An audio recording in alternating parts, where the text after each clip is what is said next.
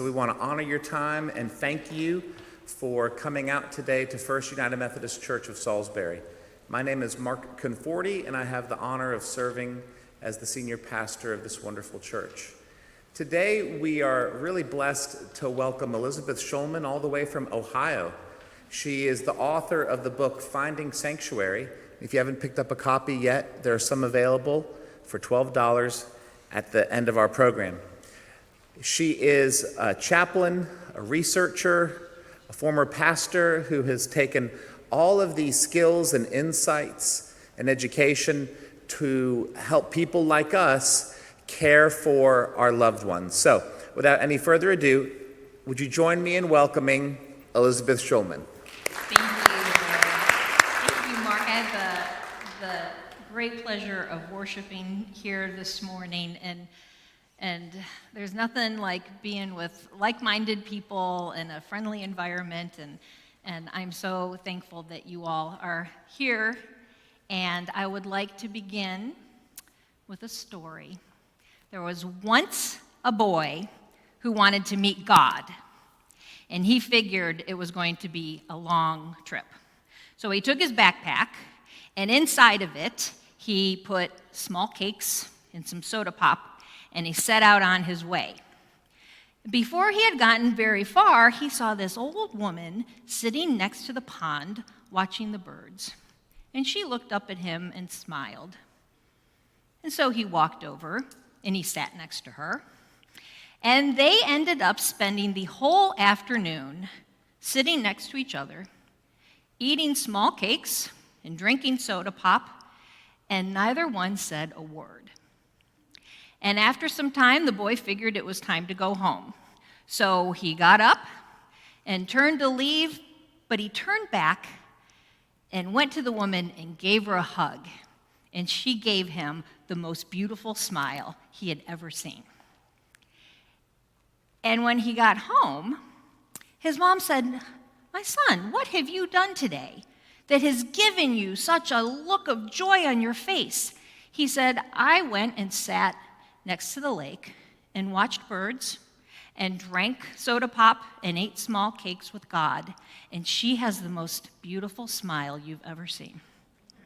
Meanwhile, the old woman continued on her way home, and when she got home, she went through the door, and her son said, "Mom, what have you done today that's given you such a look of peace on your face?"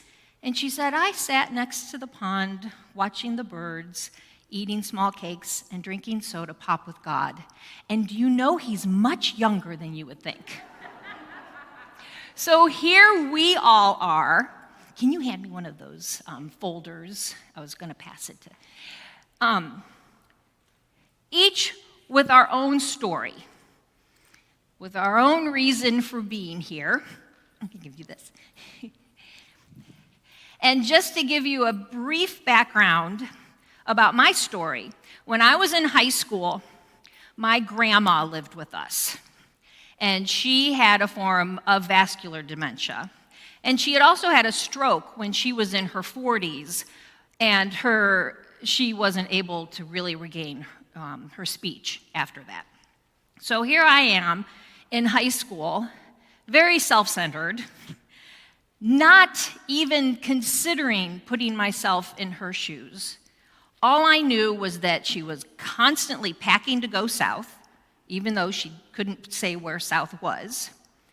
And she just wanted to leave. So every day, she would pack boxes all day. And every night, she would go to sleep, and my parents would unpack the boxes. And the next day, she would wake up and announce she was going south. And I look back and I think, my parents were brilliant. I didn't get it at the time. I didn't understand it. And, fast forward many years, now I have some of her ashes on my dresser, and I say, "I'm doing better, Grandma." I know now more. The second piece of my story is that I was married for 20 years to a very smart, very kind, interesting organic chemistry professor. And in about 10 years into our marriage, he started acting a little unlike himself. And he started accusing me of things. And he didn't want to take showers. And he thought people were out to get him. And we had 4 children under the age of 10. And this went on for some time because I didn't want to talk about it, because I didn't want people to think badly of him. And he was eventually diagnosed with paranoid schizophrenia.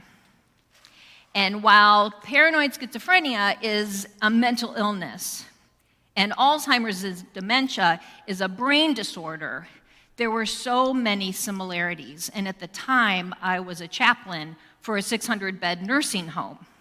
And I found myself going to work relating with so many spouses who were coming in and their wives were holding hands with another man, or their mother had no idea who they were. And I thought, wow. So from that, I went back to school, and my original dissertation was on exploring marriage for spouses of Alzheimer's patients. And I wrote a book. It was self-published. And then people said, yeah, but what about the kids? We're taking care of our parents or our siblings. So I went back and I added another section. And from that research, I interviewed pastors and so many church leaders and friends who wanted to help but didn't know how. And so that is my work, is working with churches and retirement communities and senior centers to help educate friends of caregivers on what their friends are probably going through, but also to help caregivers find hope in a sense of peace in their caregiving, because it can be found. So, with that said, I think I can manage that. We are here finding sanctuary. Today, we're going to look at the challenges that many caregivers encounter, and you are always free to add your own. And we're going to look at the needs that are in place because of some of these challenges. Am I in your way? I'm sorry, I'll stand up. And then I kind of titled it backwards to the physical, emotional, spiritual, but actually we're going to start with the spiritual, because the spiritual is big, looking at our beliefs and what are just intrinsic beliefs, how they guide our role as a caregiver, and how to find hope and meaning in the midst of some very challenging situations. Then we're going to look at the emotional piece and discern how our emotions impact our caregiving experience. If we're frustrated, we may tend to lash out. Or if we're tired, we may, want to neglect, or any number of reasons. We're going to identify why we react in certain ways and then learn proactive techniques to guide our emotions by using a variety of approaches. And then finally, looking at the physical, how to improve our self-care. Some of them are obvious, others I hope might be new to you. And then acquire new ways to interact with our loved ones in a way that makes the interaction more positive and less stressful. If you are a friend of a caregiver, the fact that you are here is great, because so many people want to help, but they don't know how. And for the caregivers that are here to know that there are others wanting to know how to support you, that's wonderful. But sometimes we do have some personal insecurities and hang-ups. We may have played bridge with a couple for years and years, and suddenly one of the spouses doesn't even know what to do with a card. And so how do you maintain that relationship despite dementia? So I hope I want you to come away with learning how to feel more comfortable around those with dementia and their caregivers. We're identifying the most common needs, building confidence in how to reach out, And then also to understand your strengths and limitations. Sometimes people go to a workshop and they think, oh, I've learned this, I'm going to try this and this. But I would encourage you to, whatever you learn here, you settle with it and really explore where you feel called to help, and then start in incremental ways, because a damaging thing that can do is say, I can be available every week to sit with your loved one for 3 hours, and then you realize, whoa, that's just too much. And then to back off can be more devastating for the caregiver. So slow and steady wins the race. Now, the reason you have a laser pointer, and I'll collect them later, I use laser pointers because they're anonymous. No one can practice pushing a dot. Go ahead and practice. If you are a caregiver, and I have to be careful not to look at you so I don't get it in my eyes. And if you're a friend, and it helps if you anchor your hand or rest it on the pew in front of you. So we have a lot of caregivers here. You know, I'm going to use these more for some of the questions later on where someone may not want to share exactly how they feel, but it gives an indication to other people so that they know, oh, I'm not alone. Someone else feels this way. But I will have you show by raising your hands, just so I can see how many of you are a caregiver. Holy cow, lots of caregivers. And how many of you are a friend or someone who's wanting to understand more about caregiving? Oh, that's a good number too. And how many are both? Everyone. Okay. Caregivers, who is your loved one? Is it a parent? I'll just call them separately, and you can shine in the general direction. If it's a parent, let me see. Okay. How about, are you caring for a spouse? All right. A sibling?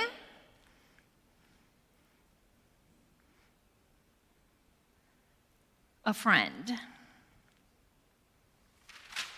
Whoop. And other.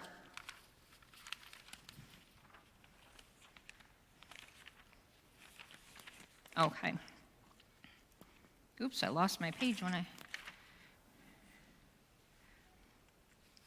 Here are some of the common issues confronting caregivers. If you experience this, point to, I experienced this. The decision to share the diagnosis. There are a lot of times that we just don't want to share because it can be embarrassing. A lot of times people will withdraw from coming to church or interacting with others because they're embarrassed about their loved one's behavior. And for the intents of this workshop, when I say loved one, I mean the person with dementia. So it's embarrassment. It's sometimes, especially people with Alzheimer's, do a very good job of covering it up. And some ways that you can kind of maybe, that can be indicated by that is if they don't answer questions directly. You know, you ask them a question and they say, oh, you know. Or, you know, they're engaging, but they don't know. Another sign that someone may have a diagnosis or the caregiver doesn't want to share is that they are withdrawing and you don't see them as much. So paying attention to that. The sense of loss. Loss of the person, but more so loss of what used to be. Loss of future plans that are now no longer going to happen. The need for support from others. A lot of people experience that. sharing the burden. I think this ties in with the decision to share the diagnosis, because I know when my husband was ill, I didn't tell my family for a long time because I didn't want them to worry about me. I have some hospice patients that they don't share as much with their children as they could because they don't want to worry their kids. Adapting. It's constant adapting, yeah.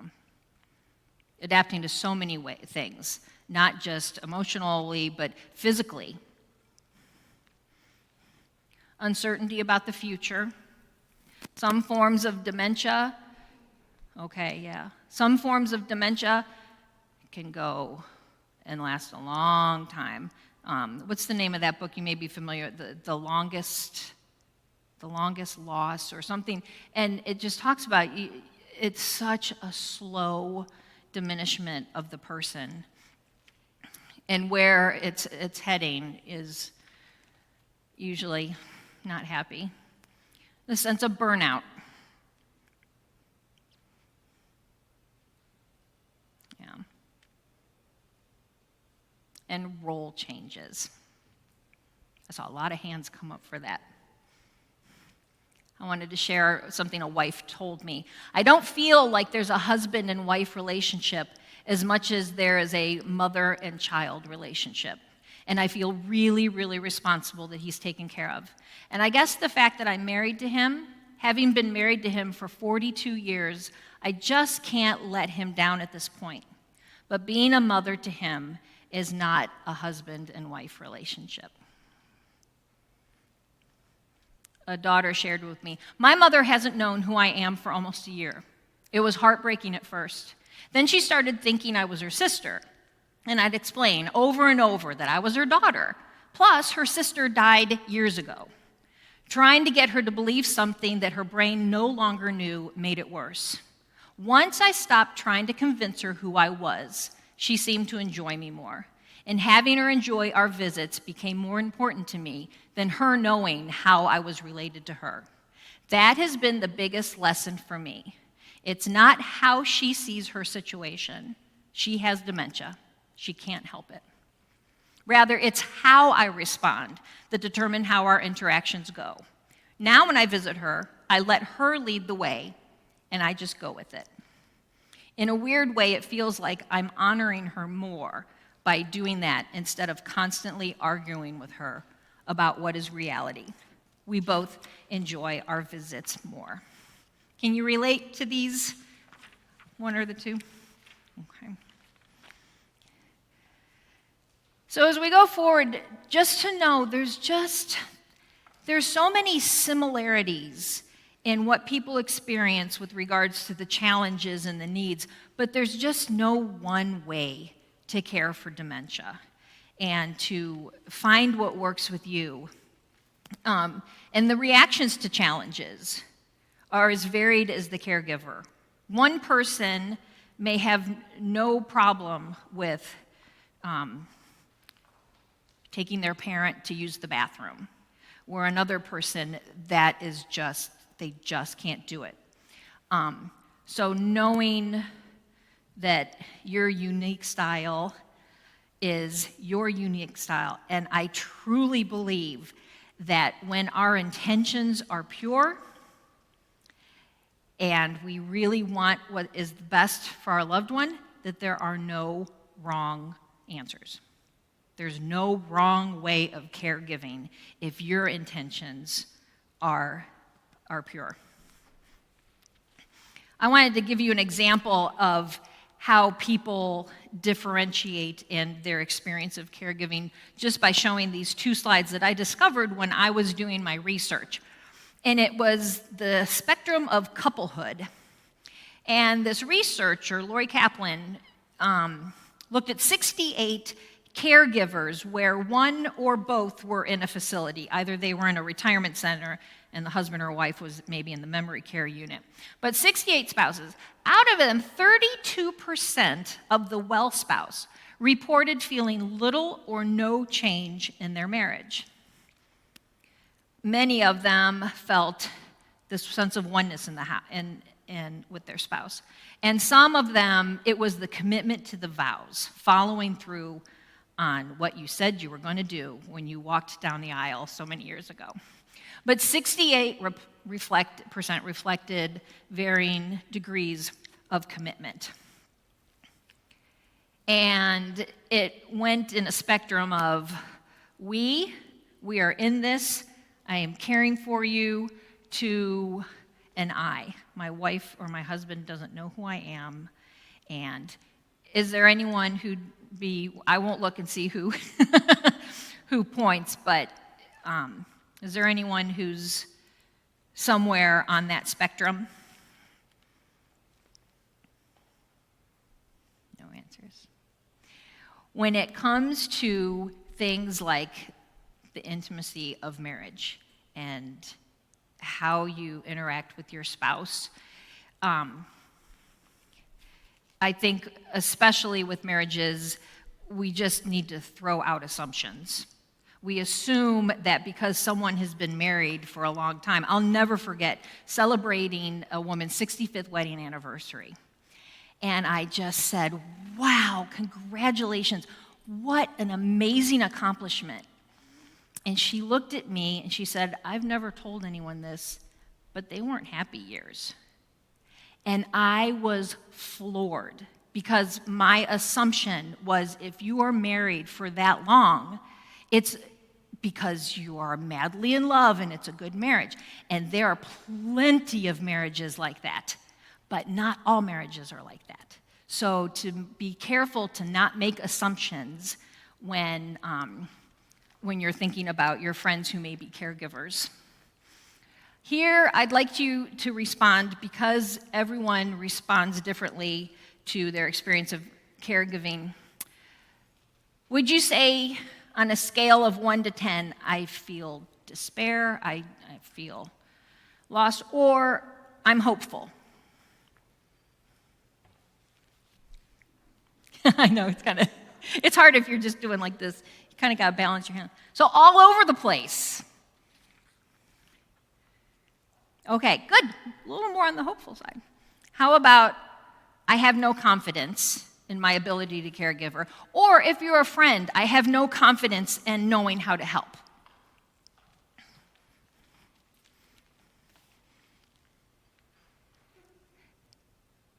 This is great. This is representative. You have some that are, feel confident, others that don't.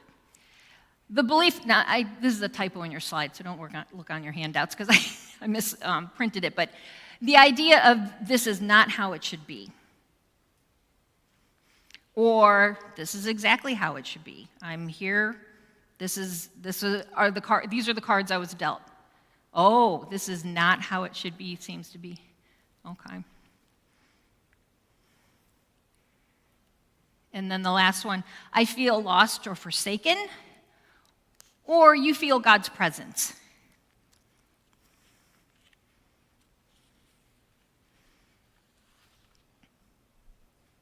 Okay. Thank you for sharing your responses. So despite the common challenges, as I said, caregiving is unique to each person. Here are some of the factors that come into play. Family dynamics and the history of the relationship. I'll go into each one, actually. Your own personal health, everyday activities, and your coping strategies. Your own level of comfort with the different aspects of caregiving, whether it's physical or engaging one-on-one. The amount of outside help you receive, and your attitude towards caregiving. Back to the assumptions. These, I think, are some of the expectations. There's respect and yes, ma'am, no, sir, helpfulness, siblings coming together to help out. And reality is that it can be something quite different. Family dynamics. And so as you look at the family dynamics and the family history, I say in all things, be honest, but not judgmental, but especially just be honest with yourself. Just be honest with yourself. Chances are you're not going to set a family member straight on what they're missing out by living so far away. Or, if they're not there, they just don't get it. So acknowledge how you feel about that. Just to start. I'm not going to say I'll say what to do with it later, but just to start. And I guess I encounter a lot of people where the sibling is out of town. And I live up in Cleveland. My mom lives up in Cleveland. She's getting older. My brother lives down here. But we're both honest about the fact that I will probably care for my mom if she declines. I don't see any sign of that, but if she declines. And my brother will be there to do whatever research, or I'm sure he would help financially, all those. So just to be honest about what people can do. A lot of times the focus is on so-and-so's not doing this. This isn't happening. But if you can focus on what the parties can do, it kind of steers it in a more positive way. Looking at some of these other factors that feed into your caregiving, your own personal health. Rate this for me. You disregard your health, or you work to take care of it. That means keeping up with your doctor's appointments, eating well, sleeping well. All right, so it looks like we have a fairly healthy gathering here. Disregarding your own health, the adage, caregiving can kill the caregiver. I saw that several times. And one time it was devastating. The gentleman, he was in his 70s, caring for his bedbound mother, who was in her 90s, changing her, feeding her. And I arrived one day, and he just looked so worn out. And I said, I think maybe you're looking a little yellowish. And he ended up with pancreatic cancer that he ignored because his focus was so much on his mother. And he died a month later. And then she needed to go into a nursing home. And it's so common that we think, well, I want to be selfless, I want to give, and yet I love the example of Jesus. Before he addressed the crowds, he would go off by himself and pray. And so I really encourage caregivers to focus on yourself first, because when you do that, then you can be a better caregiver for your loved one. Everyday activities and coping strategies. I know when my husband was showing some weird signs, I started to like wine a lot. It was my way to unwind, and it was a coping skill. But I learned quickly that it wasn't helpful. I still don't know how to do Sudoku, so I can't help my brain that way. But, be honest with yourself. You don't have to tell anyone else. Do I cope well? Am I not coping well? And just start there. Your level of comfort with caregiving. And it can be different, again, for different people. Some people have no problems giving a bed bath or helping their mother to the bathroom. So let's look at the physical level of comfort. If you had to brush your father's teeth, how comfortable would you be doing that? I have a bad gag reflex, so I can't do teeth brushing, but I can do other things. And how about your level of comfort with behavior? Sometimes people get combative, and they'll push, or they punch. I've been punched. Not by a family member, but okay.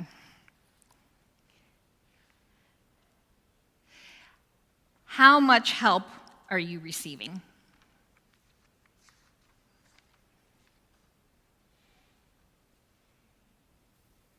Okay. Again, it's across the spectrum.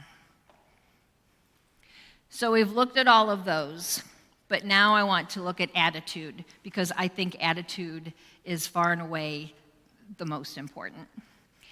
And to that, I'm going to tell you a story about two travelers. There was a farmer who was working in his field when a traveler heading into town came upon him. The traveler called to the farmer, "Excuse me, good man, may I ask what kind of people will I find in the town up ahead?" "Well, what kind of people were in the town you left?" asked the farmer. "Oh, I thought they were wonderful. I found them to be so helpful and full of good cheer, I was sorry to leave them." "Have no worries," said the farmer. "You will find the same type of folks in the town up ahead." Feeling hopeful, the traveler went on his way. A short while later, another traveler came upon and asked to the farmer, "Hey, you there, what kind of people are in this town I'm coming up upon?" "What kind of people were in the town you left?" asked the farmer. "Scoundrels. I didn't trust any one of them. I'm glad to be rid of them," said the traveler. "I'm afraid to say," replied the farmer, "you will find more of the same in the next town." Disgusted, the traveler went on his way. The attitudes that we take going into a situation are so important to how we encounter that situation. More important, I think, than what we take from the situation. Because when we react to a situation, it's an initial, one-time reaction. But if you go back and think about that reaction, you're going back toward it, and you're taking that attitude towards something that's over. So it's easy to focus on the challenges and the negatives and forget about the big picture, because the challenges are always in front of us. But so is the big picture. And it's the big picture that puts everything else in perspective. So we're going to step back and give you the opportunity to change your perspective, because there you might find some sense of peace and a sense of hope. So we look at our spirituality. There's so many definitions of spirituality. For today, I would like spirituality to mean our sense of self as it relates to a higher power. You can call it God, it can be nature, and often questions that go through our head, especially when we're caregiving. This is so loud. I'm taking it off. We go through these questioning periods. Why is this happening? Where is God in all of this? How can I make meaning of this? Is my suffering worth it? What is my connection to the world around me? Do things all happen for a reason, or is it just random? Look what I've done. This is my friend Brandon. We went to high school, the same place, and he and his wife have driven. Can you untangle this for me while I drove an hour and 15 minutes to come and be here, and I've only seen him once in 30 years. So thank you. Thank you very much. You can just hold on to that. And he's so helpful.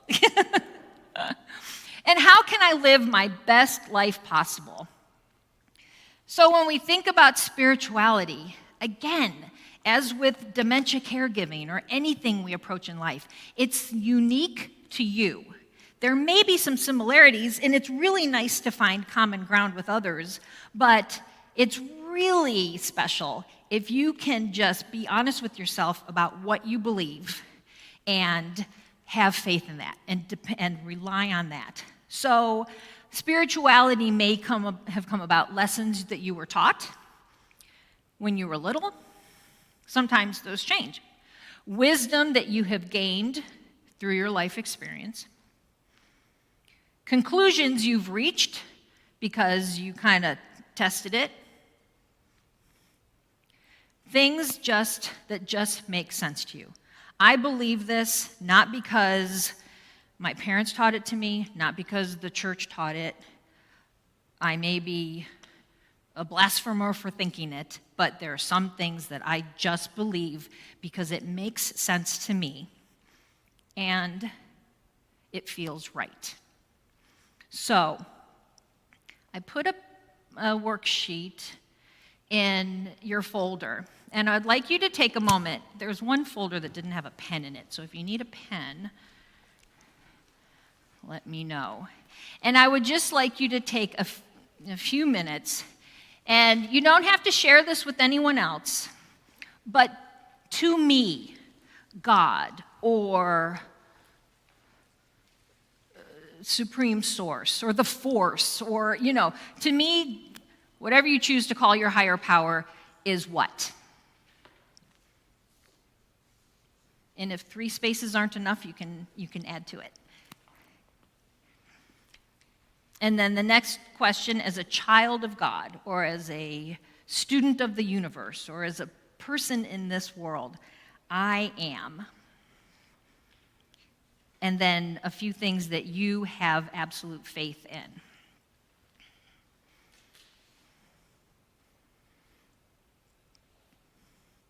Okay.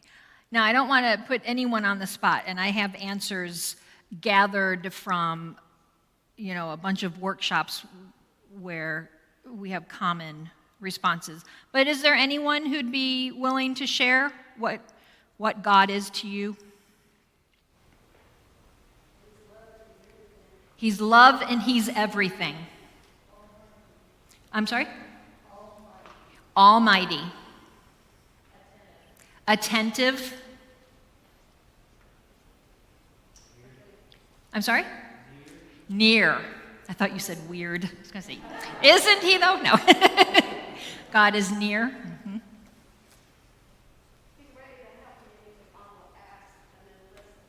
He's ready to help me if I will ask, and he listens. And you will listen. You listen. God is good all the time, and all the time, God is good. As a child of God, I am. I am what? Love. I'm sorry. Blessed. Confident. Forgiven. I'm sorry? Valuable. Called to love. Worthy. An individual. Oh, great answers. And I have faith that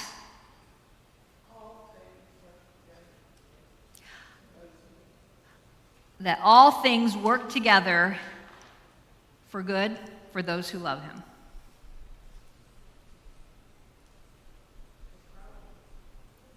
That faith is growing. Mm-hmm. You have faith that God will never leave us.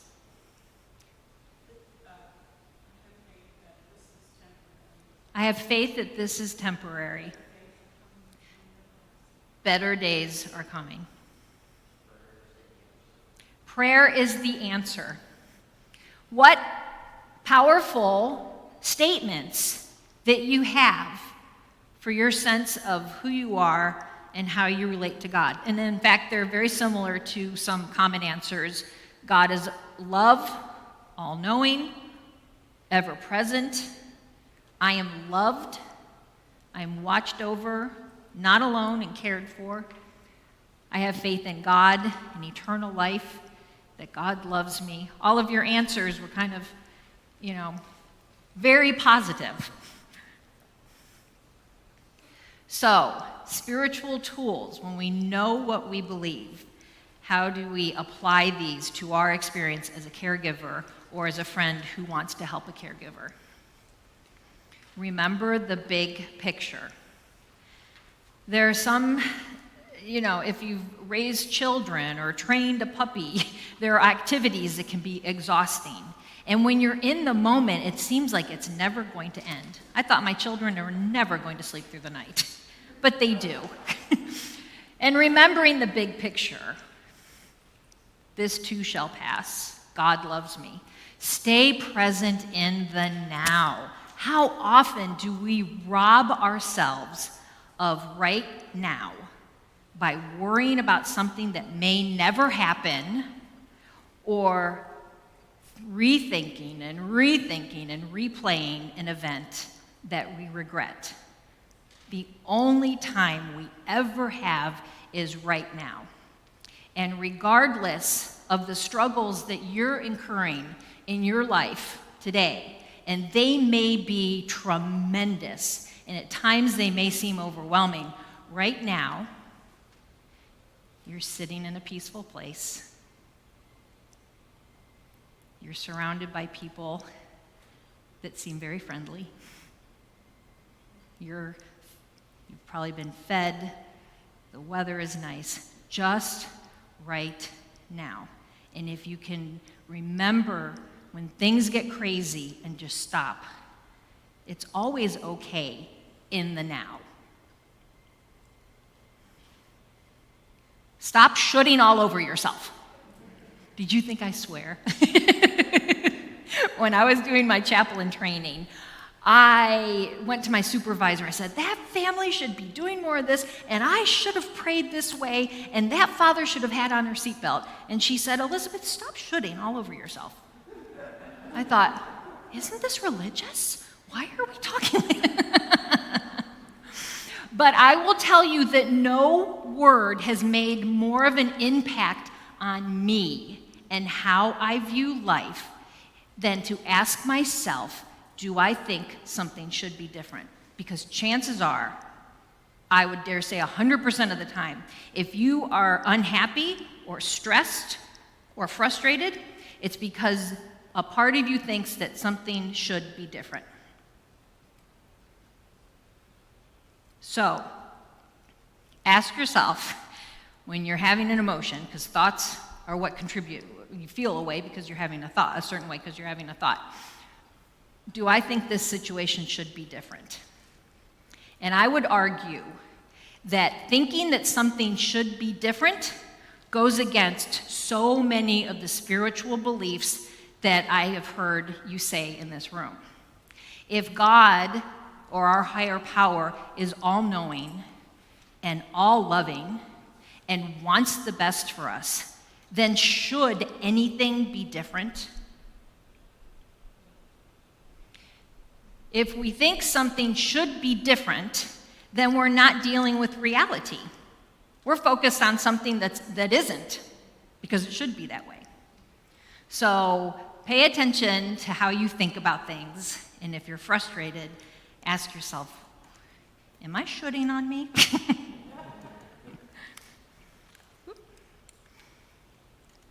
Focus on the goal and not the problem. It's so easy to focus on the problem. It's so easy to gather with other people having the same problem and talking about it. There are whole committees that are gathered for a problem. But if you're in the kitchen cooking and a grease catches on fire, you don't stand there staring at the fire and go, oh, would you look at that fire? How did that fire happen? Or worse, why is this fire happening to me? No, you turn away from the problem, the fire, and you find the solution. You find that towel to put it out. It's no different with caregiving. My husband keeps wandering outside. That is a problem. But if you keep worrying about him wandering outside, you're just going to keep worrying about him wandering outside. It is helpful to turn away. What do I need to do? Locks on the door. I'm going to go to the store and buy some locks. Focusing on the problem keeps you stuck in the problem. The nice thing about problems is that we usually have an emotional response to them, and if it's a bad response, that's good, because thank God we have so many emotions. If we didn't, we'd probably implode. So when you're angry, be angry. When you're sad, be sad. But recognize it for what it is. It's an indication that you are experiencing a problem. And it's a great sign for you to focus on the solution. One of my favorite teachers says, when you know what you don't want, you know what you do want. So when we know what we don't want, use your mind to think, okay, what do I want? And go toward that. Trust the hows to God and dwell upon the whys. So many things. One of the biggest,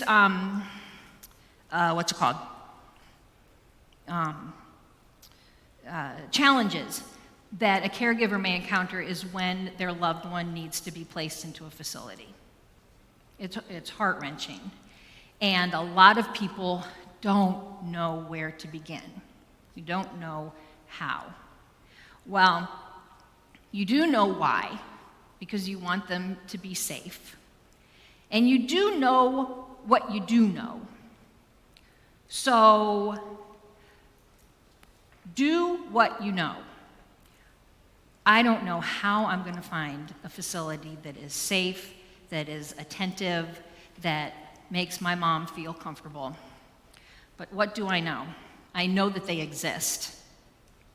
I know I have access to the internet. I know that there's a council on aging in my community. I know that there are other people who have gone through this, and I need to talk to them. And why do I want to do this? Because I want my mom to receive the best care. How it's going to happen will come about. I think that's one of the great ways that faith works.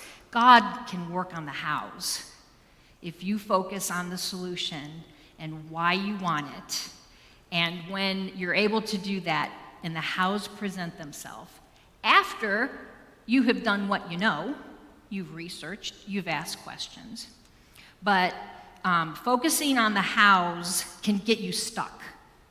So when you're frustrated because you're not finding an answer, say, I'm not going to worry how this is going to come about right now. God knows what I'm experiencing. God wants what's best for me. I'll focus on what I do know, and I'll focus on why I want it to happen. And watch yourself talk. Who do you talk to most during the day? Yourself. Are you nice to yourself? Do you say nice things to yourself? Do you talk to yourself the way you would talk to a person that you hold in high regard? One of the answers was, I am worthy. I am loved. I am cared for. Let your self-talk reflect that. And you can catch yourself. Be honest with yourself. You know when you're beating yourself up. And then discover the power of positive thinking. How many of you have read Norman Vincent Peale's book, Power of Positive Thinking? I read it when I was 14, and it set me on a trajectory. That coupled with watching Pollyanna.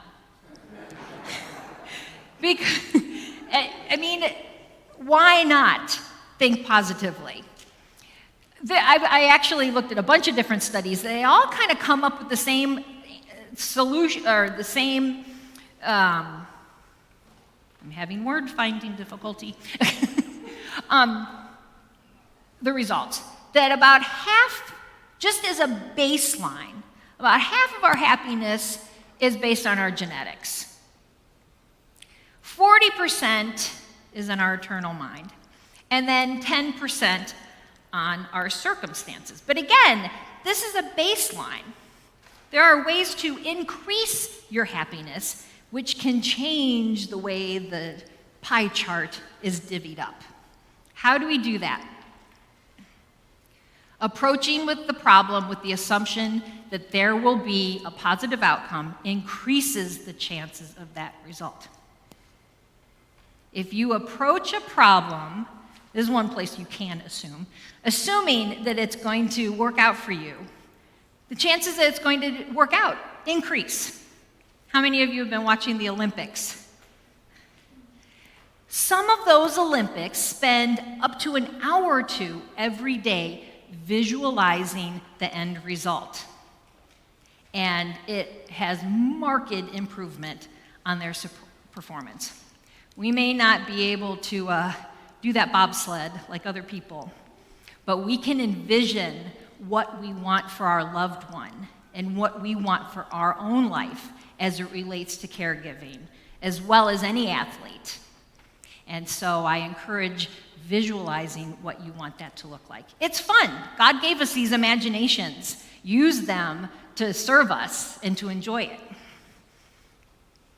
What if everything works out? We often think, oh, what if this happens? What if that happens? We worry about all these what ifs. Well, what if everything works out? Why not worry about what if it works out? Then it won't be worrying, but choose your what ifs.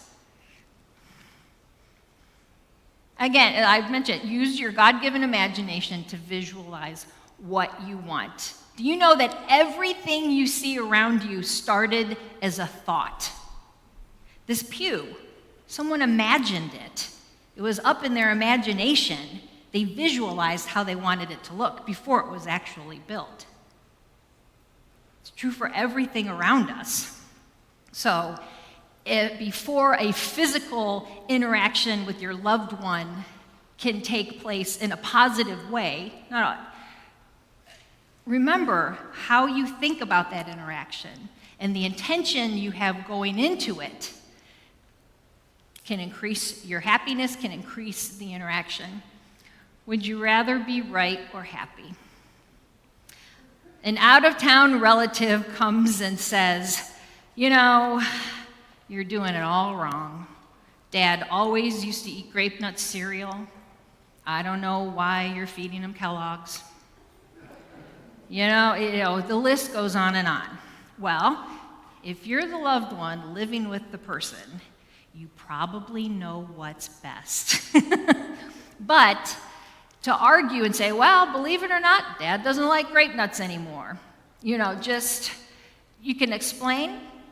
If it's something that you just don't agree on, you can nod and say, well, that's something to think about. And then after you leave, you can, go on your way. But would you rather be right or happy? And just choosing your thoughts wisely. Nobody gets to tell you how to think. You can be in a torture chamber, and someone is telling you you have to believe this, and you can respond and say, okay, but in your mind, you don't have to. I have, the last year I've been a chaplain at a hospice, it's a Jewish hospice, and I've actually worked as an aide, a caregiver, and I have had the utmost honor of caring for so many Holocaust survivors and the stories that they tell. And I had a gentleman once say, they want you to believe a certain way, but you don't ever have to. So choose your thoughts. Because you can always choose. It's the one thing you have complete control over. And as a caregiver, I'm sure you can recognize there are a lot of things you don't have control over, but you can control how you think about it. Wayne Dyer said, change the way you look at things, and the things you look at change. I was going to see if this was where I wanted to choose. Oh, here's Corrie ten Boom was a Holocaust survivor. She said, happiness isn't something that depends on our surroundings. It's something that we make inside ourselves. How many of you can shine your clicker on the screen if you want, how many of you encounter repetitive questions from your loved one? I think this is one of the most frustrating things that people encounter. I had a woman who said, Elizabeth, if my husband asks me what time lunch is one more time, I am going to pull my hair out. And she was part of a dementia support group, and they started like a little pool and voting on over-unders. How many times are they going to ask? And they had like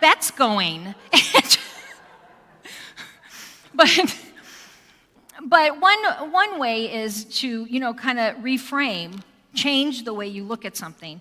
If a person is asking you 10 times, what time is lunch? I cannot tell you the number of times. That's probably one of the number one frustrations I encounter. I told you it's at noon. Why you just asked me that? When we respond that way, it just adds to the frustration of the interaction. So if you can pretend or put yourself in your loved one's shoes that when they ask what time is lunch, remember that it's their first time asking, because for them, it is their first time asking.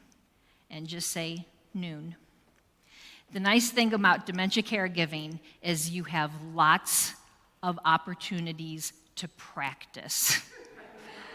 If you don't get it right the first time, don't beat yourself up. Just practice again. Shakespeare said, "'Tis nothing either good or bad, but thinking makes it so." You're going to choose to think something is bad, or is it tolerable?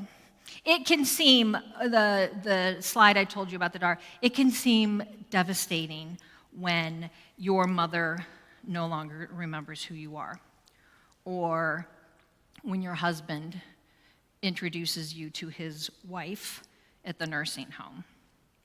And there's no denying, and that's a deep sadness.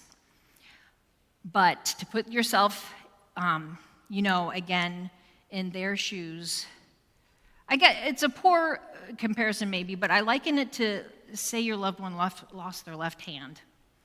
There are some things that they can still do. You can hand them a cup to their right hand and they can drink it.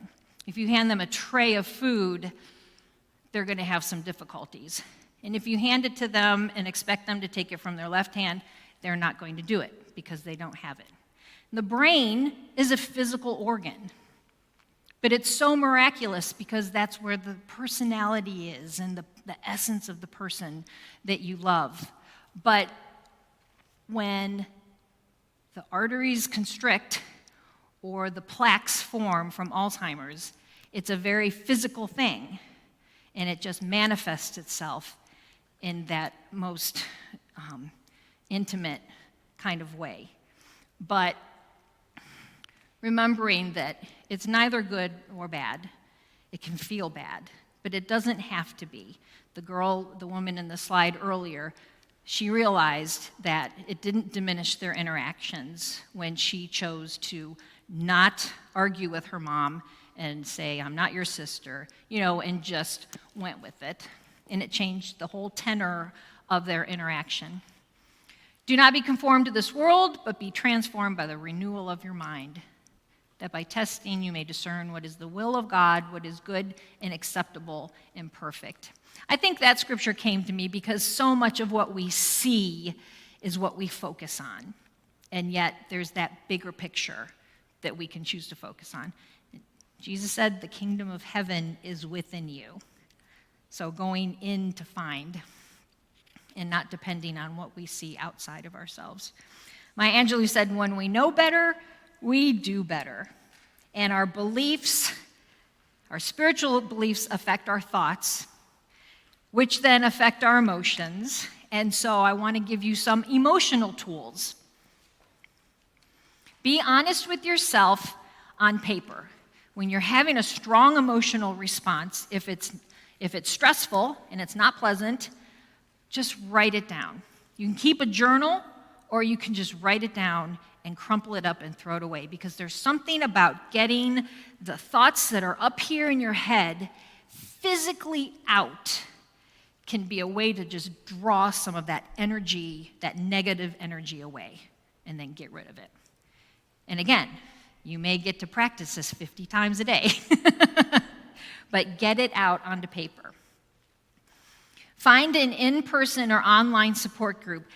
Have you all discovered Facebook is phenomenal for support groups when it comes? There are so many dementia caregiver private groups that you can join.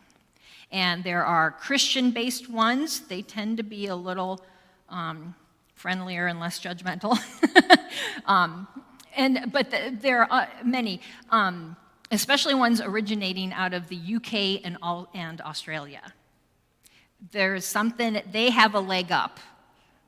In Ireland, they really are proactive in their dementia care, and you can find some unique solutions to problem solving on some of these support groups. You know, the Alzheimer's Association has support groups. I know that that here at First United Methodist, they're looking to form a team to care for the caregiver. The resources are there. So I would encourage you to join one of those, because again, chances are something that you're encountering that's causing you stress, someone else has already been through it, and they can provide you with some advice or some help. We talked about meeting your loved one where they are. And sometimes I get the response, well, I don't want to lie to my loved one. He thinks that his dad's coming to pick him up. And I said, well, if you don't want to lie, you can always just redirect. Well, where are you going with your dad? Because this one gentleman, he happened to think it was back in 1957. Wow, what was your first car? Do you remember that? Where are places that you like to go? Where did you drive to for your first drive-in movie theater? You can always redirect with different questions, because your reality versus their reality can sometimes be very different. So going with their reality to the degree that it enhances your interactions, I always encourage that.